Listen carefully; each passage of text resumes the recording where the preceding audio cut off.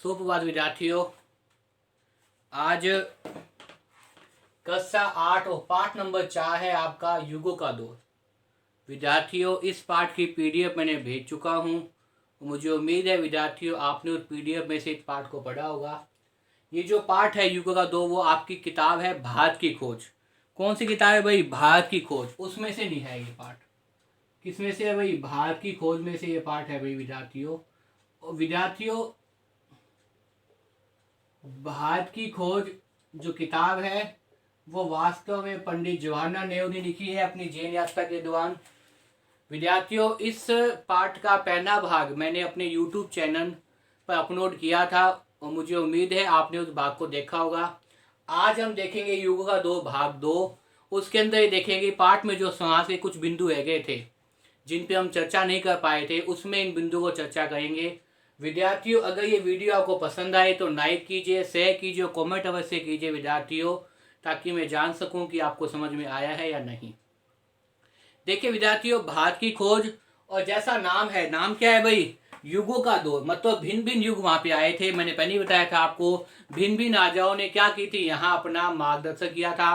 भारत राज्य में क्या किया था? राज्य किया था। तो देखिए विद्यार्थियों, आगे जो पांचवा बिंदु है उसके बाद देखिए संस्कृत भाषा की जीवटता और स्थायित्व। जो नेक्स्ट बिंदु है उसको समझने का प्रयास कीजिए। तो 5 बिंदु पहले हो गए थे। नेक्स्ट जो पाठ में बताया गया वो बताया गया है संस्कृत भाषा। क्योंकि हिंदी भाषा कहीं ना कहीं विद्यार्थियों किससे लिखनी है भाई? संस्कृत भाषा ही लिखनी है। संस्कृत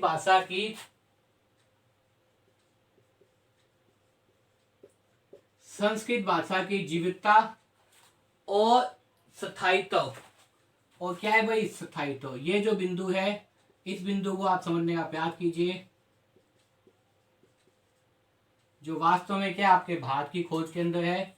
देखिए इस बिंदु के अंदर जो पंडित जी है वो क्या कहना चाहते हैं? पंडित जी का मतलब यहाँ पे पंडित जवाहरलाल नेहरू है, क्योंकि उन्होंने ही किताब लिखी है। उन्होंने ये किताब इसलिए लिखी है विद्यार्थियों, ताकि जो है वो आप भारत के बारे में जान सके।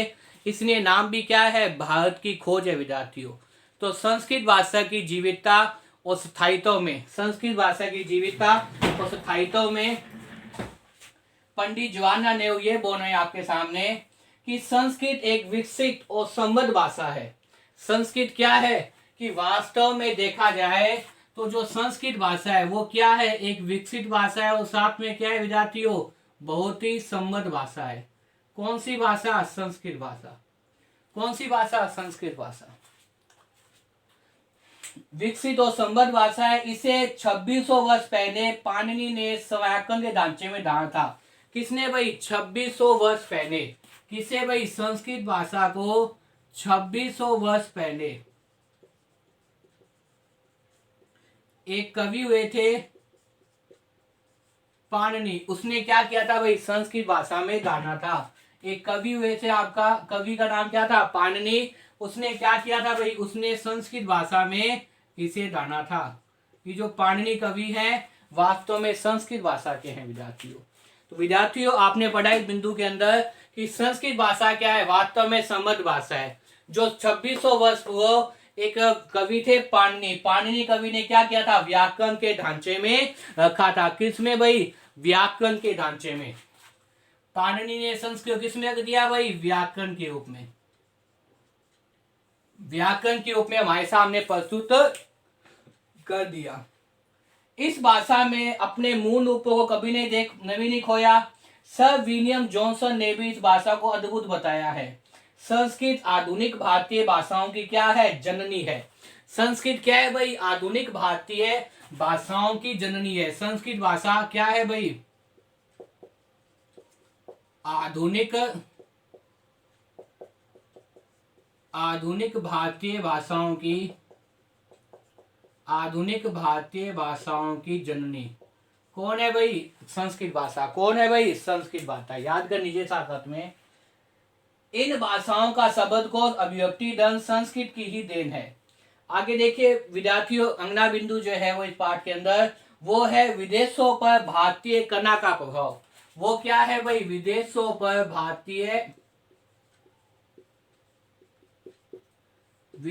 पर भारतीय विदेशों पर भारतीय कला का प्रभाव। देखिए विद्यार्थियों, इस पॉइंट में बताने का प्रयास किया है कि वास्तव में जो विदेशी भाषाएं हैं, उन विदेशी भाषाओं पर क्या है, भारतीय कला का क्या प्रभाव पड़ा है। जो विदेशी भाषाएं हैं विद्यार्थियों, उस विदेशों पर भारतीय कला का बहुत अच्छा प्रभाव है। यहाँ की कई चीजें क्या है, विदेशवासियों ने अपनाई है, और साथ साथ में जो है वो कई चीजें अपनाए, साथ साथ जो भारतीय धर्म था उस धर्म को भी क्या किया, उन्होंने अपनाया है। इसलिए विदेशों पर भारतीय कला का एक अमिट छाप, एक अनोखा छाप जो है वो देखने को मिल जाता है, जो वास्तव में क्या है, अपने आप में महान है। इसको ही इसमें पॉइंट बताया गया है।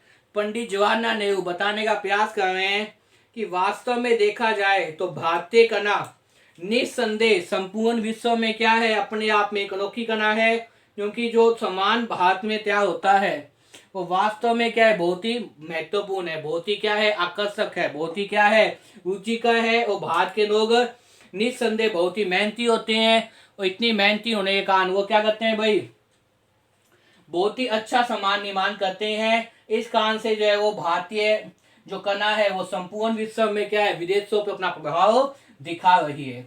आगे जो बिंदु है वो है भारत का विदेशी व्यापार। अगला जो बिंदु आपके सामने है वो है भारत का विदेशी व्यापार। जब भारतीय कलाओं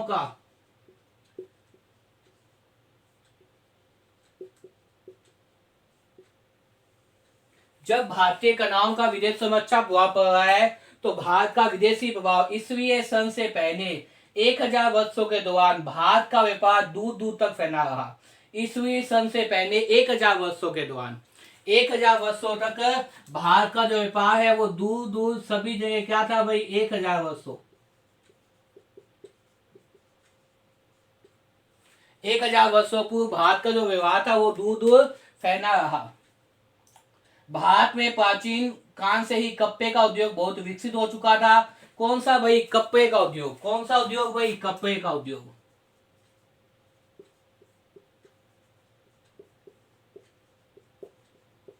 कप्पे का उद्योग क्या हो चुका था भाई, बहुत ही विकसित हो चुका था भारत के अंदर। कप्पे का उद्योग बहुत ही विकसित हो चुका था। ईसवी सन की आरंभिक शताब्दी भारत देश में रसायन शास्त्र का विकास अन्य देशों की तुलना में अधिक हुआ। इस प्रकार से भारत का विदेशी व्यापार क्या है, बहुत ही समृद्धशाली हुआ, बहुत ही विकसित हुआ, बहुत ही विकासशील हुआ।